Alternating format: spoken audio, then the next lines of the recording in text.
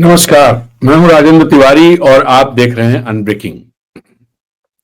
Unbreaking के इस विशेष video में आपका स्वागत है। इस वीडियो में हम बात करेंगे झारखंड की और झारखंड के राजनीतिक पटल पर उभरते हुए एक नए नेता की, जयराम महतो। जी हां, जयराम महतो ने इस विधानसभा चुनाव में बहुत सारा उलटफेर किया है। दरअसल भले उनकी पार्टी ढेर सारी सीटें नहीं जीती है, लेकिन ढेर सारी सीटों पर उसने दूसरों को जिताया, हराने का काम किया है और यह बहुत इंपॉर्टेंट है।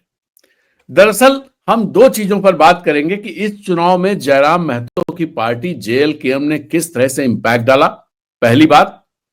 और दूसरी बात यह कि जयराम महतो कितनी दूर तक चलेंगे।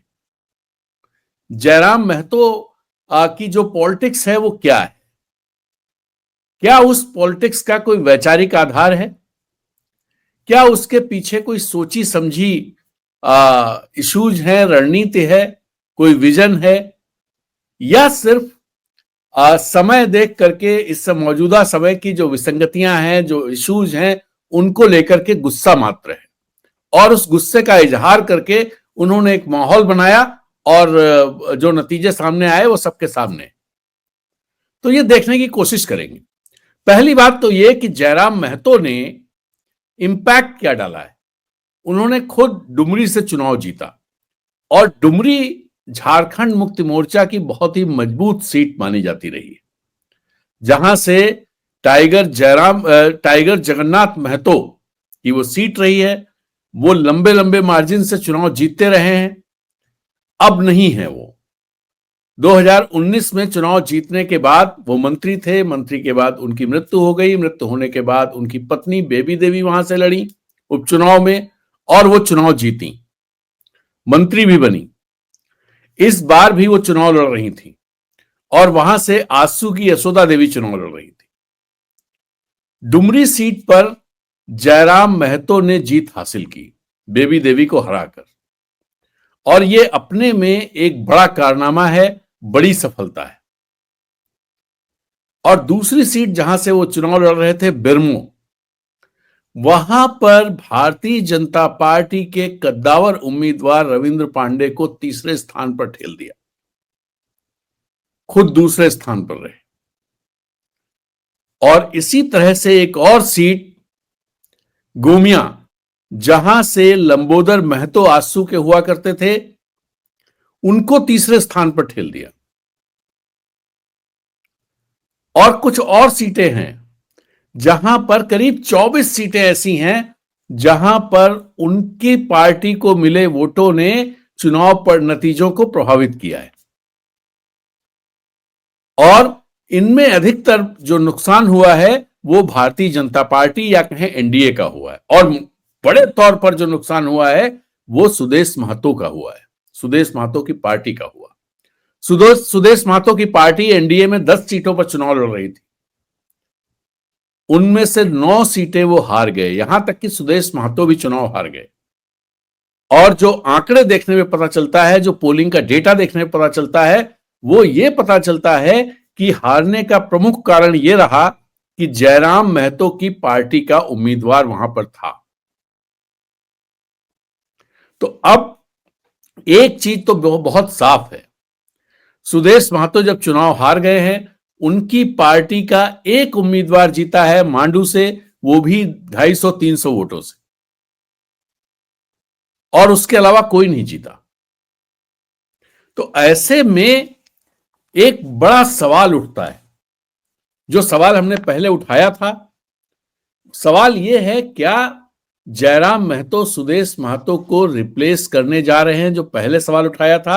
अब उसका जवाब सामने दिखाई दे रहा है, और वो जवाब है जी हां, वो सुदेश महतो को झारखंड की राजनीति में रिप्लेस करने के लिए आगे बढ़ गए। और इस चुनाव में तो उन्होंने ये दिखा दिया है कि एक तरह से उनकी पार्टी ने आजसू को पीछे ढकेल दिया और आजसू की जगह पर जयराम महतो की पार्टी आ गई है। और यहां तक कि उससे ज्यादा मजबूत तरीके से आई है। कैसे? वो ये कि आजसू के 3 विधायक थे, 3 चुनाव लड़ रहे थे। गोमिया से लंबोदर महतो, रामगढ़ से सुनीता चौधरी और सुदेश महतो सिल्ली से।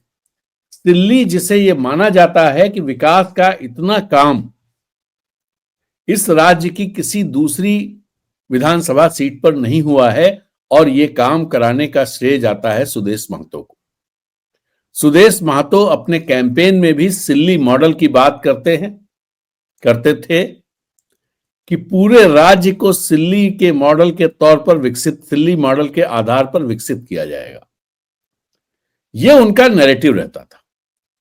लेकिन इस बार जब जयराम महतो खड़े हुए, जयराम महतो की पार्टी खड़ी हुई, तो उनका कोई नैरेटिव नहीं चला और जो 3 विधायक थे तीनों हार गए।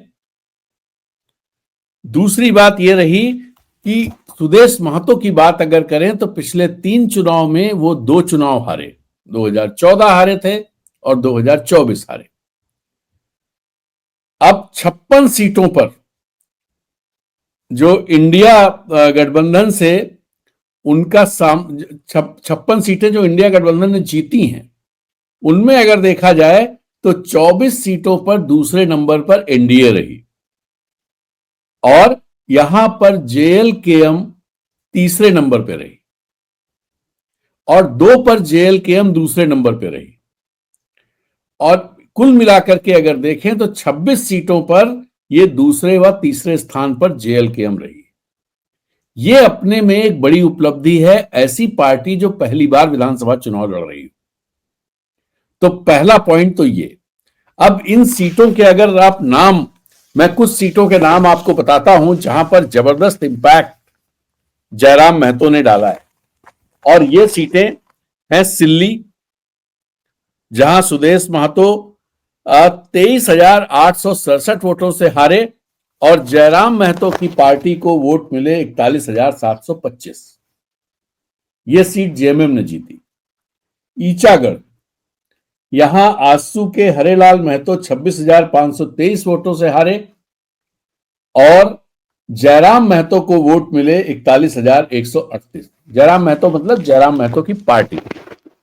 रामगढ़, सुनीता चौधरी 6,790 वोटों से हारी और यहां पर जयराम महतो के कैंडिडेट को वोट मिले 70,979। बोकारो का अगर देखें, विरंची नारायण 7,207 वोटों से हारे कांग्रेस की श्वेता सिंह से और यहां पर जयराम महतो के उम्मीदवार को वोट मिले 39,621। फिर अगर आप इसके बाद चलें तो कांके की सीट, यहां भारतीय जनता पार्टी के डॉक्टर जीतू चरण राम थे जो दूसरे नंबर पर आए, 968 वोटों से हारे और यहां जयराम महतो की पार्टी को वोट मिले 25,965। इसके बाद छतरपुर, यहां बीजेपी की पुष्पा देवी 736 वोटों से हारी और जयराम महतो के कैंडिडेट को वोट मिले 1,065। हालांकि ये सीट उस तरह की नहीं है जिसमें कहा जा सकता कि बहुत असर डाला, लेकिन अगर ये जयराम महतो का उम्मीदवार नहीं होता तो शायद वहां भारतीय जनता पार्टी जीत जाए। गिरिडीह, यहां बीजेपी के निर्भय शाहाबादी, ये 3,838 वोटों से और यहां जयराम महतो के उम्मीदवार को वोट मिले 10,787। तमाड़, गोपाल कृष्ण पातर जेडीयू के, ये चुनाव हारे 24,246 वोटों से, एनडीए के कैंडिडेट और यहां पर जयराम महतो की पार्टी को वोट मिले 26,562। फिर खरसावां, सोनाराम बोदरा बीजेपी के थे जो चुनाव हारे और ये चुनाव हारे 32,615 वोटों से। यहां जयराम महतो की पार्टी को वोट मिले 33,841। फिर टुंडी की बात करें, यहां विकास कुमार महतो बीजेपी के, ये हारे 25,603 से और यहां पर जयराम महतो की पार्टी को वोट मिले 44,464। सिंदरी, यहां बीजेपी की तारा देवी चुनाव हारी 3,448 वोटों से और यहां पर जयराम महतो की पार्टी को 42,664 वोट मिले। फिर निरसा में अपर्णा सेन गुप्ता बीजेपी की, ये चुनाव हारी 1808 वोट से, और यहां पर जयराम महतो की पार्टी को 16,316 वोट। मांडू में जेपी भाई पटेल चुनाव हारे 231 वोटों से। यही वो सीट है जहां पर निर्मल महतो आसू के जो चुनाव जीते हैं, और आसू की और सुदेश महतो की नाक बचाई, एक सीट जीती, और यहां पर जेपी भाई पटेल 231 वोटों से हारे, और आसू जो जयराम महतो का उम्मीदवार है उसे वोट मिले 71,276। अब लातेहार वैद्यनाथ राम 434 वोट से हारे, और जयराम महतो की पार्टी के उम्मीदवार को मिले 4,295। सरायकेला में गणेश महली जेएमएम के, ये चंपाई सोरेन से हारे 20,447 वोटों से, और यहां पर जयराम महतो के कैंडिडेट को वोट मिले 40,000। अब आप इससे अनुमान लगाइए कि अगर जयराम महतो का कैंडिडेट नहीं होता तो क्या एनडीए जिस स्थिति में आज दिखाई दे रहा है इससे बहुत बेहतर स्थिति में होता? सोचिए कि जिस स्थिति में आज दिखाई दे रहा है, क्या इससे बहुत बेहतर स्थिति में होता? और अगर जयराम महतो का फैक्टर नहीं होता तो क्या आज राज्य में सरकार बनाने के लिए भारतीय जनता पार्टी की तरफ से जोड़ तोड़ का गणित, दुनिया भर की तिकड़म नहीं चल रही होती?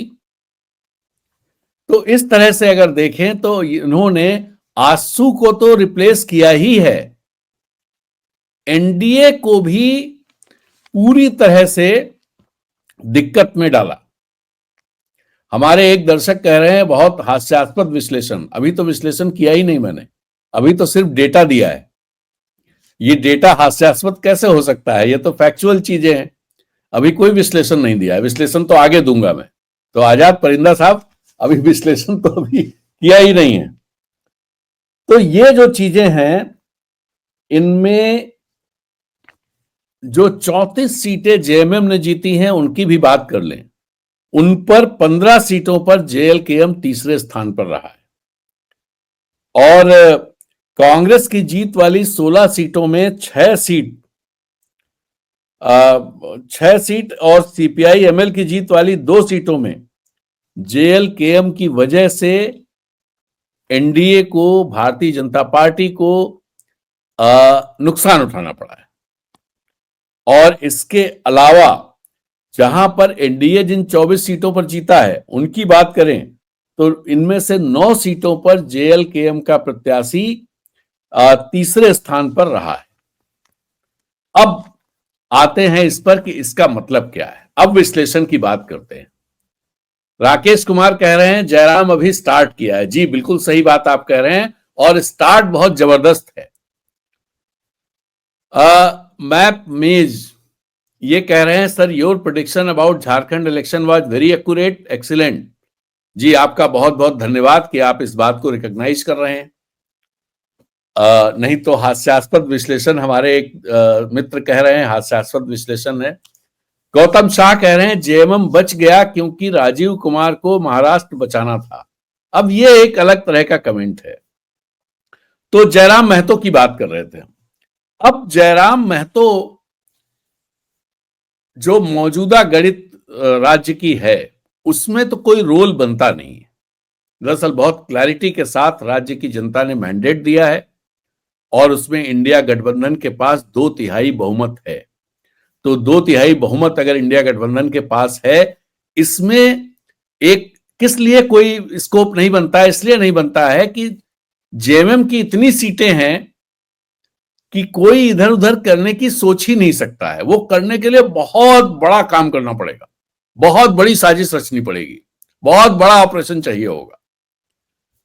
एक तो ये फैक्टर है जिसकी वजह से जयराम महतो के लिए मौजूदा इसमें सरकार के स्तर पर कोई गुंजाइश नहीं बन रही है कि जिसमें उनकी वजह से कुछ हो सके। एक तो एक सीट है, और दूसरे बहुत क्लैरिटी के साथ सरकार बनी हुई है। तो अब जयराम महतो को किस तरह से देखा जाए इस नतीजों के बाद? हम अभी पहले सवाल का जवाब ही तलाश रहे हैं। तो जयराम महतो ने दरअसल जो प्रदर्शन है, जो लोकसभा में प्रदर्शन किया था, उससे बढ़ करके विधानसभा में प्रदर्शन किया है। लोकसभा में ही उन्होंने ये संकेत दे दिए थे कि वो राज्य की राजनीति में एक जबरदस्त इंपैक्ट डालने आ रहे हैं। अभी तो नंबर्स में वो इंपैक्ट है, वोटों में वो इंपैक्ट है। अब राजनीति में इंपैक्ट का समय अब आ रहा है और वो देखना पड़ेगा किस तरह से डालेंगे। पहला इंपैक्ट तो ये साफ दिखाई दे रहा है कि सुदेश महतो की पॉलिटिक्स खत्म होते हुए दिखाई दे रही है, क्योंकि अगला चुनाव जो भी होगा, अगला चुनाव जब होगा, चाहे वो लोकसभा का हो चाहे वो विधानसभा का हो, उन चुनाव में सुदेश महतो की वो स्थिति नहीं रहेगी जो इस चुनाव तक थी। उनकी बार्गेनिंग पावर खत्म हो गई और वो बार्गेनिंग पावर अब जयराम महतो के पास रहेगी। लेकिन हां, वो तब रहेगी जब अगले 5 साल जयराम महतो अपनी इस ताकत को बनाए रखेंगे और इतना ही नहीं, इस पर बिल्ड करते जाएंगे। और बिल्ड करने के जो तरीके हैं वो अब सरकार बनाने बिगाड़ने वाला नहीं है, वो संघर्ष का तरीका है, वो इश्यूज का तरीका है, वो यहां के लोगों को जोड़ने का तरीका है। अभी दरअसल जो इंपैक्ट आया है वो इंपैक्ट मोटे तौर पर नौजवान और कुर्मी समुदाय की वजह से आया है। तो इसका एक इंपैक्ट जो होना था वो साफ दिखाई दे रहा है कि इसकी राजनीति करने वाले सुदेश महतो को जयराम महतो रिप्लेस कर रहे हैं। अब दूसरी बात पर आते हैं कि जयराम महतो क्या जो मोमेंटम बना है, जिस मोमेंटम को लेकर के इस चुनाव से निकले हैं, उस मोमेंटम को बनाए रखने के लिए जयराम महतो को क्या करना पड़ेगा? और जब हम इसकी बात करेंगे तो इसमें जो अगला 2 सवाल मैंने रखे थे, जो दूसरा सवाल है कि जयराम महतो की राजनीति कितनी दूर तक जाएगी, जयराम महतो कितनी दूर तक जाएंगे, जयराम महतो झारखंड की राजनीति को किस तरह से प्रभावित कर पाएंगे या वो सुदेश महतो बनकर रह जाएंगे। सुदेश महतो का दरअसल क्या रहा कि सुदेश महतो ने यहां की राजनीति, मतलब गणित को, तो राजनीतिक गणित को प्रभावित किया, लेकिन यहां के राजनीतिक जो एक जरूरतें थी, राजनीतिक जो आप कहें विजन है, उसको प्रभावित करने का काम वो नहीं कर पाए। गुणा गणित में, आंकड़ों में कुर्मी समुदाय के वोटों को लेकर के उनकी जरूरत लगती रही, वो अपनी जरूरत महसूस कराते रहे। तो इतना भर उनका रहा, यह बहुत लंबा नहीं चल सकता। हालांकि सुदेश महतो का बहुत लंबा चला है। अब उसकी जगह जयराम महतो, क्या जयराम महतो सुदेश महतो की लाइन पर जाएंगे? अगर सुदेश महतो की लाइन पर जाते हैं, उसी तरह से आगे बढ़ते हैं, तो फिर एक बड़ी जो सुदेश महतो का प्लस पॉइंट था वो मैं आप लोगों से बताऊं कि उनका जो आंसू है, आंसू उन्होंने कैप्चर किया, लेकिन उसका एक संघर्ष का इतिहास था। वो संघर्ष का इतिहास, बैकग्राउंड जो था, वो उनको ज्यादा दूर तक लेता गया, चलाता गया। और जब कोई दूसरा नेता उसी तरह की चीजों को लेकर के या उसी तरह के समीकरणों के साथ खड़ा हुआ तो उनकी राजनीति धराशायी हो रही। अब जयराम महतो है, तो जयराम महतो जो मुद्दे उठा रहे हैं, वो मुद्दे सबसे पहले जिससे वो चर्चा में आए वो मुद्दा हुआ कुर्मी समुदाय को आदिवासी का दर्जा देना। यह मुद्दा हुआ। और खातियान, 32 के खातियान की बात वो करते हैं, भीतरी बाहरी की बात करते हैं। ये सारी चीजें बात करने के बाद जो बड़ा सवाल खड़ा होता है कि झारखंड के लिए उनका विजन क्या है। जैसे अभी मैं जीत के बाद का उनका सुन रहा था, तो वो आदर की बेबी देवी के हम आशीर्वाद लेने जाएंगे, बहुत अच्छी बात है, इस तरह के संस्कार होने चाहिए, इसकी तारीफ की जानी चाहिए। दूसरी बात वो कह रहे थे कि हम 5 साल के बाद भी ऐसा ही घर होगा और ऐसे ही रह रहे होंगे हम, बड़ी अच्छी बात है। लेकिन ये कोई बहुत बड़ी बात वो उस तरह से नहीं। दूसरा उन्होंने कहा जो हमें जो कमाई होगी एमएलए के तौर पर, एमएलए के तौर पर कोई कमाई नहीं होती है। एमएलए के तौर पर दरअसल जो आपको भत्ते मिलते हैं, जो सैलरी मिलती है, और जब आप जनता के बीच में रहते हैं तो उसी सब में वो चीजें खर्च हो जाती है। तो उनका कहना है कि जो कमाई होगी उसका 75% मैं जो है लोगों के लिए लगाऊंगा, ऐसा कुछ कह रहे थे। तो कमाई तो कुछ है नहीं।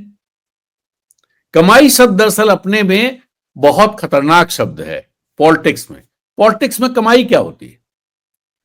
पॉलिटिक्स में कमाई सिर्फ यह होती है कि आप लोगों के साथ लड़ रहे हैं, खड़े हैं, उनके मुद्दे उठाते हैं, उनके जीवन को बेहतर कर रहे हैं, आप इस तरह की इंपैक्ट डाल पा रहे हैं जिसके चलते लोग आपके साथ हैं। यही आपकी पॉलिटिक्स में कमाई होती है। पॉलिटिक्स में नोटों की कमाई, जैसे उन्होंने कहा मैं मलाई कोफ्ता खाने के लिए नहीं आया हूं, तो भाई एक देखिए, यहीं पर मैं कह रहा हूं कि एक वैचारिक जो चीजें होनी चाहिए वो अभी जयराम महतो में नहीं दिखाई दे रही। विजन नहीं दिखाई दे रहा है। इश्यूज हैं, समस्याएं हैं जिन पर गुस्सा है। उस गुस्से का इजहार उन्होंने किया एंग्री यंग मैन के तौर पर कि नहीं चलतो, तो नहीं चलतो पर सब लोग आ गए साथ में। लेकिन क्या चलतो और वो कैसे आएगा, उसके लिए क्या करना होगा, यह सवाल बड़ा सवाल है और जयराम महतो को इस पर सोचना पड़ेगा। मैं ये बात मान करके चल रहा हूं कि जयराम महतो, जो मेरी हाइपोथेसिस है कि जयराम महतो एक ईमानदार नौजवान है जिनके मन में, जिनके दिल में, जिनके दिमाग में जो कुछ आसपास गलत घट रहा है उसको लेकर के गुस्सा है, और उस गुस्से पर चढ़ करके उन्होंने लोगों का समर्थन हासिल किया है। ये मैं बिल्कुल मानता हूं कि यहां इसमें कहीं कुछ गड़बड़ नहीं है, बिल्कुल सही बात है। लेकिन इस समर्थन को हासिल करने के बाद इस गुस्से को रचनात्मक तौर पर, वैचारिक तौर पर चैनलाइज करने का काम वो कैसे करने वाले हैं, ये पॉलिटिक्स का एक बड़ा चैलेंज होता है। कोई भी पॉलिटिकल पार्टी जो सफलता हासिल करती है उसको आप देख लीजिए कि उनके एक वैचारिक, जैसे झामुमो के यहां की बात करें, झामुमो की बात करें, तो झामुमो का एक संघर्ष का इतिहास है। एक जल जंगल जमीन, आदिवासी, मूलवासी, ये सारे मसले हैं जिन पर उसकी अपनी एक राय है, एक विचार है। उस विचार के साथ वो आगे बढ़ते हैं। थोड़ा करते हैं, नहीं करते हैं, गलत करते हैं, सही करते हैं, वो अलग इशू है, लेकिन मूल में, बेसिक में ये चीजें हैं। अब एक दूसरा उदाहरण देता हूं, बाबूलाल मरांडी का। बाबूलाल मरांडी 2006 में जनता पार्टी से जब बाहर निकले तो उनके पास क्या विजन था? क्या विजन था, कोई बताए कि वो झारखंड को कैसा बनाना चाहते थे? उनका सिर्फ एक ही लक्ष्य था कि भारतीय जनता पार्टी को, मैं बहुत हल्के शब्द इस्तेमाल कर रहा हूं, भारतीय जनता पार्टी को यहां पर औकात बता देनी। लेकिन वो नहीं बता पाए और आखिर में भारतीय जनता पार्टी में ही जाना पड़ा उनको। उनकी पार्टी अब कहीं नहीं है।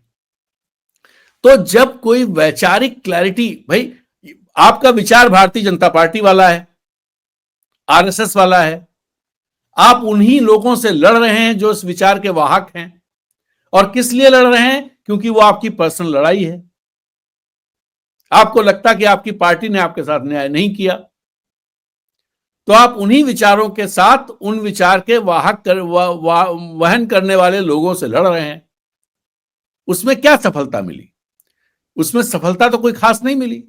और जब उनको सफलता अच्छी मिली तब हमेशा कांग्रेस के साथ चल करके मिली, क्योंकि कांग्रेस एक विचार की पार्टी है, एक विचार है, उसमें एक विजन है।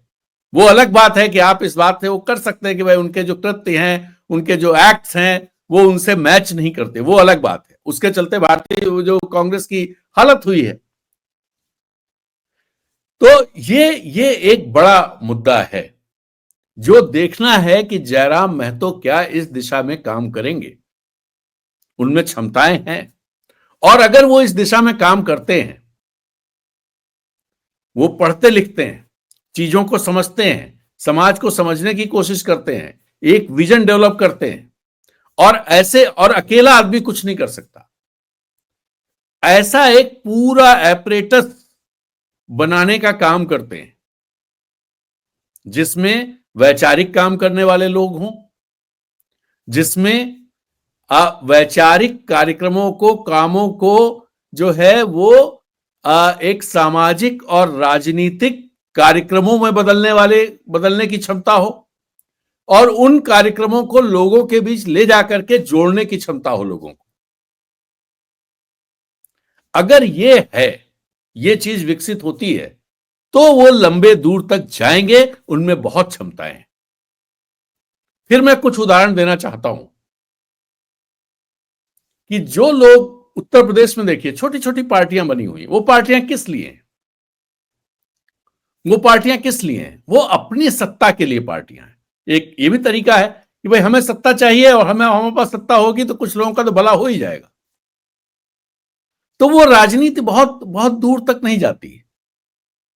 वो जब इस तरह के समीकरण हो, जैसे उत्तर प्रदेश में जब तक जरूरत उस जातिगत समीकरणों की है, तब तक छोटे छोटे जातिगत नेताओं को भारतीय जनता पार्टी को भी जरूरत है, और ऐसे लोगों की जरूरत विपक्ष को भी है जो बड़ी पार्टियां हैं, और ऐसे में उनका महत्व बना रहता है और उनकी पूछ परख रहती है।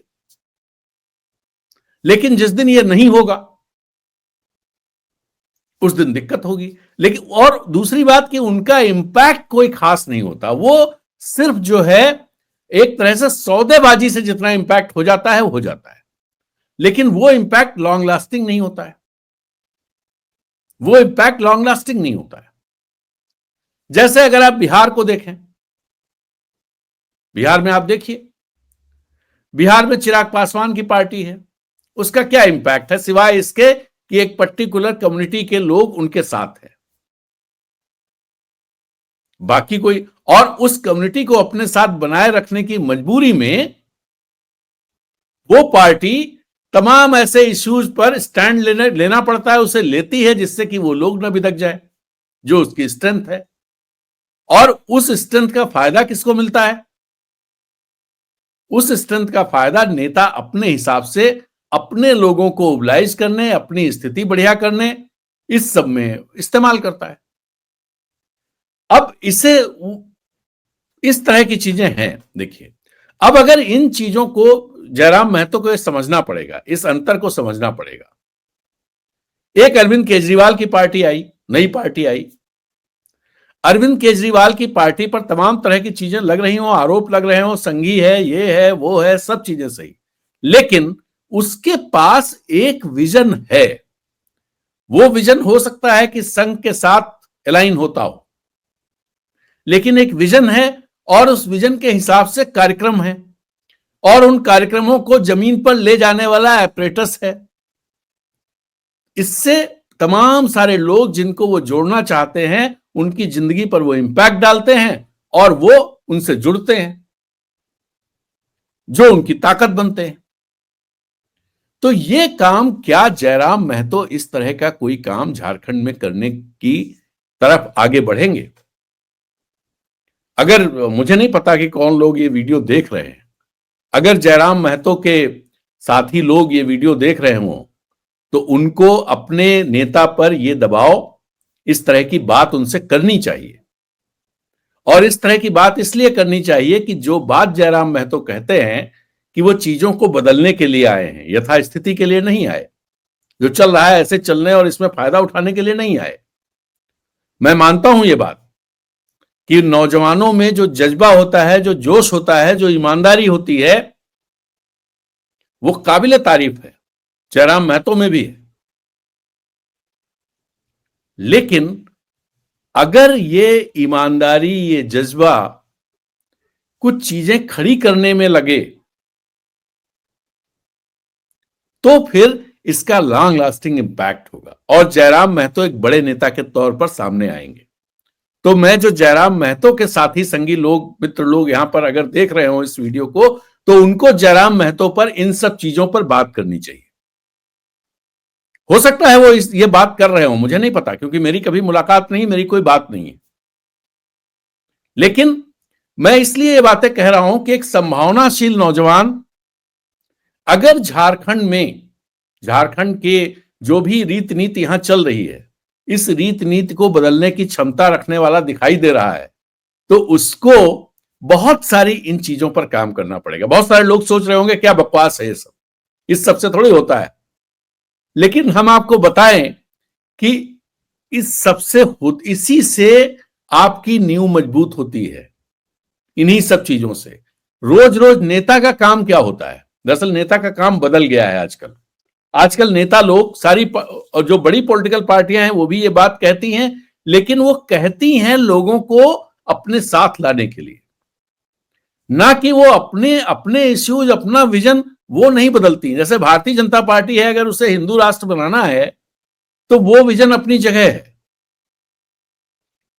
उस विजन को ही आगे लेकर चलती हैं, लेकिन उसके लिए इधर उधर जो कुछ ना पड़े, लोगों को लगता है कि भाई हमारी राय है, उस राय को लेकर के आगे बढ़ रही है पार्टी।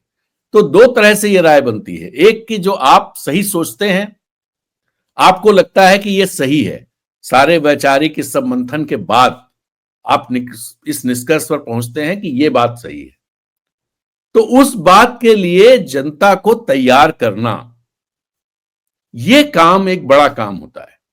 ना कि जनता जो कह रही है, आम आदमी जो कह रहा है, तमाम भीड़ जो कह रही है, उसके हिसाब से चलना शुरू कर देना। देखिए, जो बड़े नेता हैं, जिन्होंने इंपैक्ट डाला है लोगों के जीवन पर, दुनिया भर के उदाहरण देख लीजिए, अपने देश के उदाहरण देख लीजिए, महात्मा गांधी से लेकर के और नीचे तक चले आइए, ऐसे उदाहरण आपको बहुत मिलेंगे।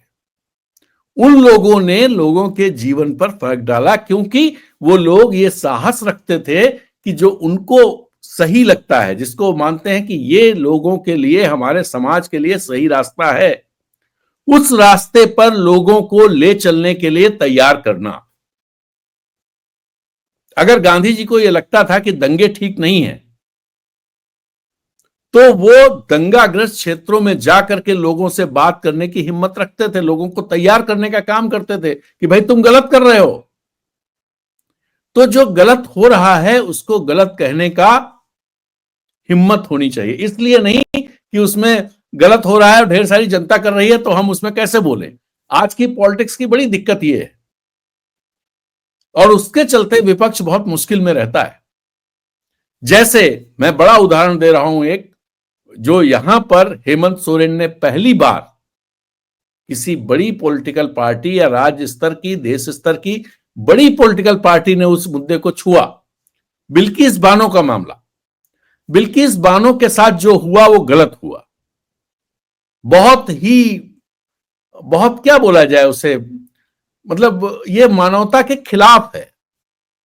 अब जिन लोगों ने किया, उन लोगों के साथ अगर लोग खड़े हों, ठीक है, उनकी अपनी आइडियोलॉजी है, जो पॉलिटिकल पार्टी साथ में खड़ी होती है उनका समर्थन करती है, ये इनके इन प्रकार समर्थन करती है, तो उनकी आइडियोलॉजी है जिसमें वो फिट होते हैं। लेकिन जिनकी आइडियोलॉजी नहीं है ये, वो इस डर से कि लोग ना कहीं हमसे नाराज हो जाए, हिंदू समाज ना बिदक जाए। अरे भाई, आप लीडर हो तो आप तैयार करो ना अपने समाज को। तो मैं बस ये बात कह रहा हूं कि उनको इस बात को देखना चाहिए, दूर तक राजनीति तभी चल पाएगी। और अभी जो बड़ी पॉपुलर टाइप की चीजें होती हैं कि मैं ईमानदार रहूंगा, मैं जो है सैलरी इतनी इधर नहीं लूंगा, सैलरी कम खर्च करूंगा, मैं गरीब ही ऐसे ही रहूंगा जैसे पहले अभी रहता हूं, ऐसे 5 साल बाद भी रहूंगा। अरे भाई, आप ऐसे क्यों रहेंगे? एक बार मेरी कांशीराम से बात हुई, बहुत पहले की बात है, 2002 रहा होगा मुझे लगता है, या 2001 रहा होगा। मैं जम्मू कश्मीर में रहता था, वहां पर एक उपचुनाव था। कांशीराम का कैंडिडेट, कांशीराम मतलब बसपा के जो थे और बड़े दलित नेता इस देश में, मैं तो ये कहता हूं कि आजादी के बाद अगर किसी ने दलित राजनीति पर इंपैक्ट डाला है तो कांशीराम रहे। तो कांशीराम वहां आए हुए थे, मैं उनसे काफी मिलता था, उनका इंटरव्यू करने गया तो उससे हम लोगों की अच्छी बातचीत हुई। फिर जब तक वो दो तीन दिन वहां रहे तो रोज ही मुलाकात उनसे मैं करता था, जाके बात करता था। बहुत सारी चीजें बड़ी इंटरेस्टिंग लगती थी जो बात करते थे। उनके बारे में ये कहा जाता था कि भाई ये दलितों के नेता हैं और ये जो है हवाई जहाज से चलते हैं, 5 स्टार होटल में ठहरते हैं, जनता के पैसे से, बताइए। तो मैंने उनसे ये सवाल पूछ लिया, कांसीराम से पूछा, भाई आप पर ये लोग ये कहते हैं कि आप दलितों के नेता हैं और आप 5 स्टार में ठहरते हैं, हवाई जहाज से चलते हैं, चार्टर्ड हवाई जहाज भी ले लेते हैं। तो कांसीराम ने जवाब दिया, वो जवाब बहुत मार्के का था। कांसीराम ने कहा कि मैं उस समाज के लिए काम कर रहा हूं, मेरा हर एक मिनट इंपॉर्टेंट, तो मैं बस में चल करके, ट्रेन में चल करके अपना समय जाया करूं तो वो समय मेरा पैसे से ज्यादा कीमती है, और वो समय मैं लगाता हूं अपने समाज के लिए। 5 स्टार के लिए उन्होंने कहा कि मैं बीमार रहता हूं, मुझे खाने पीने की अलग तरह की जरूरतें रहती हैं, यहां पर मुझे उसकी चिंता नहीं करनी होती, तो उससे मेरा समय बचता है, मेरी सेहत ठीक रहती है, और मैं अपना समय जो बचता है मेरी सेहत ठीक रहती है, तो मैं अपने समाज के लिए, अपने लोगों के लिए ज्यादा योगदान कर पाता हूं। मुझे यह बात बिल्कुल सही लगी कि भाई बिल्कुल सही बात ये आदमी कह रहा है।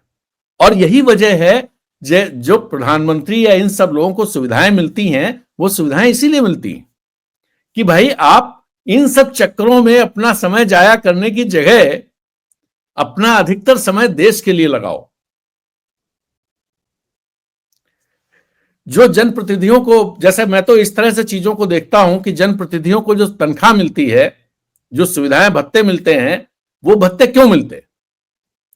वो भत्ते इसलिए मिलते हैं, सोचिए आप इस पर, कि हमने वोट देकर के अपने जो कर्तव्य थे और अपने अधिकारों की रक्षा का काम आपको ट्रांसफर कर दिया डेमोक्रेसी में, कि आप हमें जो कर्तव्य निभाने हैं उन कर्तव्यों को आप निभाएंगे हमारी तरफ से, और हमारे अधिकारों की रक्षा करेंगे। और हम क्या करेंगे? हम अपना घर परिवार देखेंगे, जो काम करते हैं वो करेंगे, उसी में हम बेहतर काम करते रहेंगे। तो और आपको खाने पीने की चिंता ना हो, घर चलाने की चिंता ना हो, इसलिए जो हम टैक्स देते हैं उससे आपका भरण पोषण हो, तो आपको ये सब भत्ते मिलते हैं। तो ये इस तरह से चीजों को देखना चाहिए। पॉपुलर चीजें बहुत दूर तक जाती नहीं है, और जो इस तरह का वो रहता है कि भाई लोग, भीड़, तो भीड़ कभी तार्किक ढंग से नहीं सोचती। भीड़ को, मतलब जनता को, आपको सही रास्ते, आपको सोच करके ये बताना है, उसको समझाना है कि भैया ये रास्ता सही है, इस पर चलने की जरूरत है।